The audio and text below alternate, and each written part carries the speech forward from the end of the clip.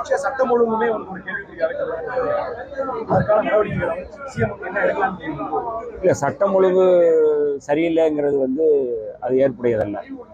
ஏன்னா பதவியேற்று இப்போ தான் வந்து 10 நாள் கூட ஆகலை. இப்போ தான் போலீஸ் ஆஃபீஸர்ஸ் இப்போ தான் நியமிச்சிருக்கிறாங்க. இப்போ தான் ஏடிஜிபி இன்றைக்கு தான் வந்து பதவி ஏற்றிருக்கிறாரு. இன்னும் டிஜிபி வந்து போடலை. தமிழ்நாடு முழுக்க அதை வந்து ஒழுங்குபடுத்துவதற்கான அந்த ஸ்ட்ரக்சரை இன்றைக்கி தான் வந்து பண்ணியிருக்கிறாங்க. ஏற்கனவே நாங்கள் தொடர்ந்து குற்றச்சாட்டு சொல்வது, காவல்துறை அதிகாரிகள் அவங்க வந்து தன்னிச்சையாக செயல்பட்டு இருக்கிறாங்க, மற்ற அதிகாரிகள் அப்படி செயல்பட்டு இருக்காங்க. அதை கட்டுப்படுத்துவதற்கான முன்முயற்சியை நாங்கள் வந்து மேற்கொள்வோம். அதில் எந்த மாற்று கருத்தும் இல்லை.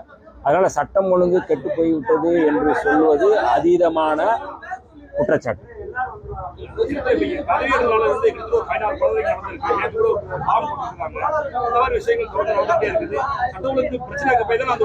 அதை கட்டாயம் கட்டுக்குள் கொண்டு வருவோம். அது எந்த மாற்று கருத்தும் இல்லை.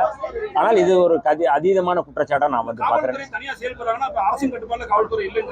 இப்போதான் அதான் சொன்னல, இப்போ இன்றைக்கு தான் ஏடிஜிபி வந்து மரியாதைக்குரிய அன்பு அவர்கள் இன்றைக்கு தான் பதவி ஏற்கிறார். டிஜிபி இன்னும் போடல. இனிமேல் தான் வந்து அதை பதவி யார் யார் லிஸ்ட்டு போட்டிருக்காங்க, யார் யார் வருவாங்கன்னு சொல்கிறாங்க. இது வந்து திட்டமிட்டு இது மாதிரியான ஒரு குற்றச்சாட்டை சொல்வதற்காக பயன்படுத்துவதாக நான் பார்க்குறேன் நான். ஆனால் கட்டாயம் வந்து ஒரு சட்டம் ஒழுங்கு நல்ல நிர்வாகத்தோடு இது நடக்கும் அப்படிங்கிறதுல. ஏன்னா இன்றைக்கி வந்து மக்கள் பெரும்பான்மையான மக்கள் வந்து ஆதரித்து வாக்களித்து இந்த அரசை தேர்வு பண்ணியிருக்கிறாங்க. அதில் நாங்கள் ஒரு அங்கமாக இருக்கிறோம். அதனால் அந்த அங்கத்தில் இருக்கிற நாங்கள் வந்து கட்டாயம் இதை வந்து சரி செய்வதற்கு நாங்கள் வந்து கட்டாயம் பேசுவோம். ஒரு எடுத்துக்காட்டாக வந்து இந்த சூழல்ல சம்பந்தப்பட்ட விஷயங்களை எடுத்து சொல்லக்கூடிய அந்த போலீஸ் அதிகாரிகளை 3 பேர் உட்கார்ந்து சிரிக்கிற மாதிரி ஒரு நிகழ்வு நடந்தது. இல்லை, அது வந்து நீங்கள் வந்து இப்போ நாங்கள் பேசுறதுக்கு முன்னாடி கூட நீங்கள் பண்ணலாம். அவங்க பேசுவதற்கு முன்பு வேற சப்ஜெக்ட் பேசிட்டு விளக்கம் கொடுத்துருக்குறாங்க.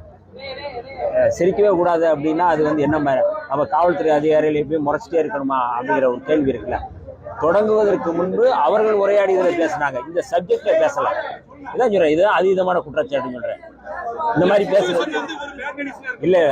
அதாங்க, நீங்க அந்த சப்ஜெக்டை பேசுவதற்கு முன்பு அவர்கள் வேற சப்ஜெக்ட் பேசிட்டு அதை வந்து சொல்றாங்க. காவல்துறை அதிகாரிகள் சிரிக்கவே கூடாதா? அதான் சொல்றேன், அந்த சப்ஜெக்ட் பேசுறதுக்கு முன்னாடி வேற சப்ஜெக்ட் பேசியிருக்கிறாங்கன்னு அவங்களே சொல்லியிருக்கிறாங்க, விளக்கம் கொடுத்துருக்குறாங்க. அதனால இந்த மாதிரியான குற்றச்சாட்டுகள் வந்து எப்பயுமே வந்து அதாவது வந்து காவல்துறை என்ன மாதிரி நடக்குது அப்படிங்கிறத பற்றி பேசலாம். சிரிக்கிறது சிரிக்காத பற்றி எப்படி நீங்கள் அதை எப்படி பேசுறது அப்படிங்கிறது எனக்கு அது வந்து அதே ஊடகங்கள் இன்னைக்கு சோசியல் மீடியாக்கள் அதை வந்து ரொம்ப அதீதமாக பேசுகிறாங்க அப்படிங்கிறது தான். ரொம்ப முக்கியமாக வந்து இன்னைக்கு விருதுநகர் மாவட்டத்தில் ரொம்ப முக்கியமான ஒரு